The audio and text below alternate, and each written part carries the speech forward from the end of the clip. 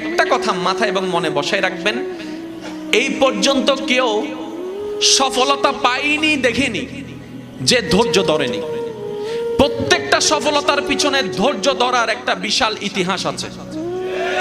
আর কষ্ট না আসলে ধৈর্য ধরার সুযোগ নাই, অপমানিত না হলে ধৈর্য ধরার সুযোগ নাই, অর্থনৈতিক কষ্ট না হলে ধৈর্য ধরার সুযোগ নাই, স্বামী স্ত্রী স্বামীর উপরে জুলুম না করলে ধৈর্য ধরার সুযোগ নাই, মামলা হামলা না হলে ধৈর্য ধরার সুযোগ নাই, জায়গা নিয়ে ভেজাল না হলে ধৈর্য ধরার সুযোগ নাই। তা আপনি আমি চাই কিংবা না চাই, মন মানুক না মানুক, নিয়ম তো নিয়মের মতোই চলবে, মন না চাইলেও চলবে, ইচ্ছা করলেও চলবে, কষ্ট তো আসতে থাকবে। তো এখন করণীয় কি? শুধু ছোট্ট ভাই হিসেবে একটা আবদার করব সবার কাছে, জীবন যতক্ষণ আছে, নিঃশ্বাস যতক্ষণ আছে, কষ্টের মধ্য দিয়ে আমাদেরকে যেতে হবে, দুঃখের মধ্য দিয়ে যেতে হবে, এছাড়া দ্বিতীয় কোনো উপায় নেই। তাহলে আসুন না প্রত্যেকটা কষ্টকে, আপনার প্রিয় অপ্রিয় চেনা অচেনা মানুষের দেওয়া প্রত্যেকটা কষ্টকে এক একটা ইট বানিয়ে চূড়া লাগিয়ে এক একটা দেওয়াল বানাই ফেলেন, এক একটা দেওয়াল বানাই ফেলেন। ওই দেওয়ালটাকে আল্লাহ পাক যদি কবুল করে নেয়, আপনাকে বিনা হিসাবে দান করবেন জান্নাতের মধ্যে। সুবহানাল্লাহ।